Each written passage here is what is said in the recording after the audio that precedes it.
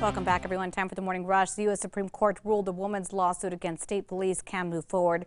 Roxanne Torres says in 2014, officers approached her at her complex while they were serving a warrant to a different woman. She says she thought the cops in tactical gear and not in uniform were trying to carjack her, so she hopped into a car and sped away, allegedly driving towards an officer that day. Police then shot at her. In a few weeks, the state plans on making every New Mexican eligible for the COVID-19 vaccine, but certain people will still have top priority. The DOH says they plan to allow anyone 16 and older to get the vaccine. Despite this, officials say those who are older and have health conditions will still be prioritized when it comes to getting appointments. Major news regarding long-term care facilities in the state. With the vaccine rollout in full force, the state isn't easing up on visitation restrictions. The state's vaccine dashboard says about 70% of people 75 and older have gotten at least one shot. 54% are fully vaccinated. This means that indoor visits are allowed, but outdoors still preferred. A group of San Juan County Sheriff's deputies being hailed as heroes this morning. In early March, deputies arrived at a home of a wheelchair-bound couple. The house was on fire and pulled them out to safety.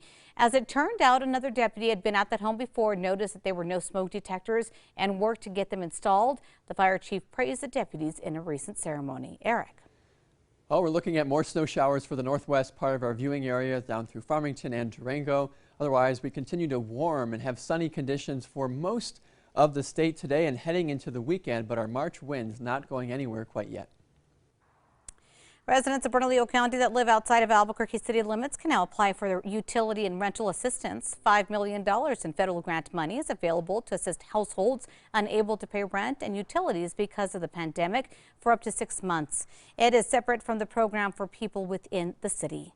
A man police say is connected to the case of the bodies found at the Sunport is in jail. Daniel Lemos was arrested on a warrant yesterday. Grants police have been looking for him since Jennifer Lannon, Matthew Miller, and Justin Mata went missing. Right now, Lemos is not a suspect, but he is related to one of the victims. Police are questioning him to see what he does know. New details into the plane crash near Lordsburg that left 2 officers injured. The small aircraft went down Wednesday morning with 2 officers from Fulshire, Texas on board. State police and U.S. Border Patrol helped find them. Both did suffer severe injuries. They're expected to be okay, though. The NTSB is now investigating. This week's windy weather took a toll on the Bow and Arrow Lodge sign along Central near Wyoming. As you can see from the video here, there was a came close to falling down. Crews were out yesterday using a crane to temporarily secure it.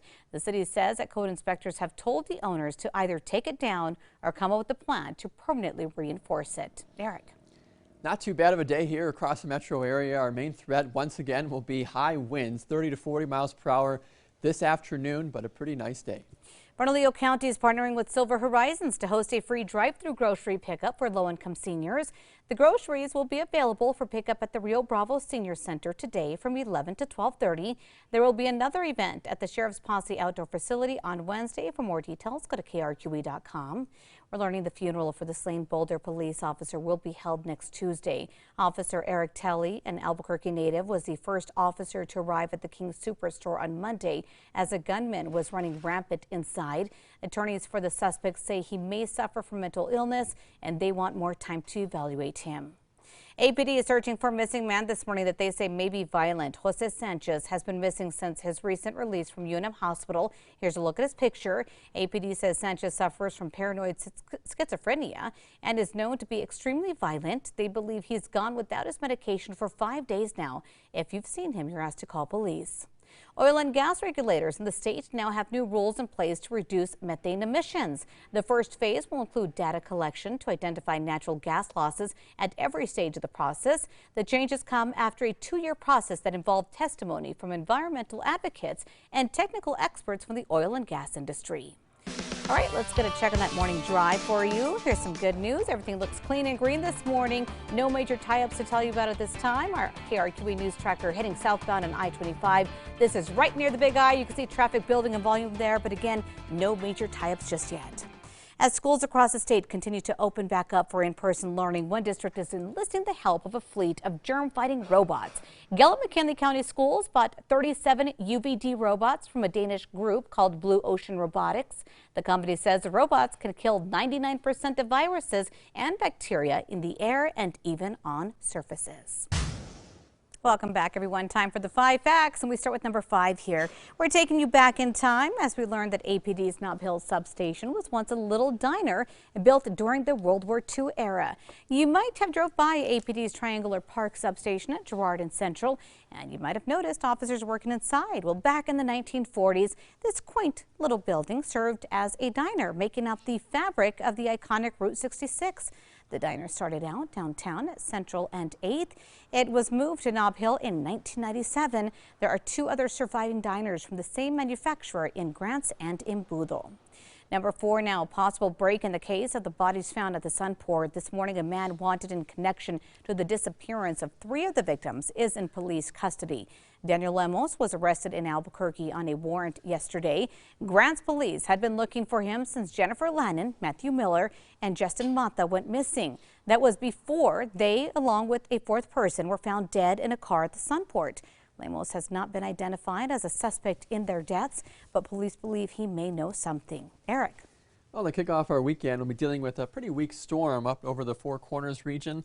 Still good enough, though, to kick off some snow showers towards the northwest part of the state. Otherwise, we start to warm all across New Mexico.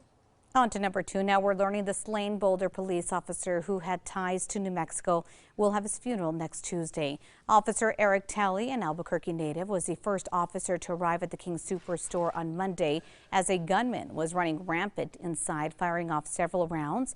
Police say the gunman killed 10 people that day, including Officer Talley. In the meantime, yesterday during a court hearing, attorneys for the suspected gunman say they need at least 3 months to evaluate his mental status. And finally, at number 1 for the week, many New Mexicans in long-term care facilities may finally be able to see their loved ones in person. With the vaccine rollout in full force, the state is easing up on visitation restrictions. The state's vaccine dashboard says about 70% of people 75 and older have gotten at least 1 shot. 54% are fully vaccinated. So now the state is allowing indoor visits. However, officials say that outdoor visits are still preferred. Patients who are fully vaccinated may have the option of close contact, meaning hugging and holding hands with their visitors.